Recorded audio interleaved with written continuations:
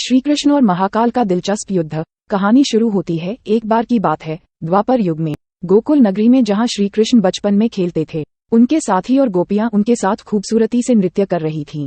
श्रीकृष्ण की खास दोस्त राधा उनके साथ थीं और उनके प्यार का किसी से मिलने का इंतजार था। एक दिन श्रीकृष्ण और उनके साथी गोपों ने गौशाला के पास जाकर अपनी बछड़ी गायों को चराने का निशाना बनाया। गोपों के साथ राधा भी थी और वह भी खेतों में बछड़ी गायों के साथ खेल रही थी। समय बीत रहा था और धूप के कारण गोपों और गोपियों को प्यास लगने लगी। श्रीकृष्ण ने ये देखा और तय किया कि वह और उनके साथी गोप एक पानी कुंड में पानी पीने जाएंगे। गोपों और गोपियों के साथ श्रीकृष्ण और राधा पानी कुंड की ओर बढ़े। पानी कुंड के पास पहुंचकर वे देखा कि कुंड में एक विशालकाय महाकाल बैठा हुआ था। महाकाल का दिव्य स्वरूप श्रीकृष्ण ने पहचान लिया और वे उसके आगे माथा झुकाकर नमस्कार किए। महाकाल भगवान शिव का रूप धारण कर रहे थे और उनके तेजस्वी तीसरे नेत्र से श्रीकृष्ण को देखकर वे हंस पड़े। श्रीकृष्ण ने पूछा, प्रभु, आप यहाँ कैसे आए और क्या हम आपकी सेवा कर सकते हैं? महाकाल ने हंसते हुए कहा, हे कृष्ण, मैं धरती पर अपने दिव्य लीलाओं के लिए आया हूँ। तुम्हारी गोपियों के साथ नृत्य देखकर मुझे बड़ा आनंद आया। श्रीकृष्ण ने महाकाल से अपनी गोपियों के साथ नृत्य करने की अनुमति मांगी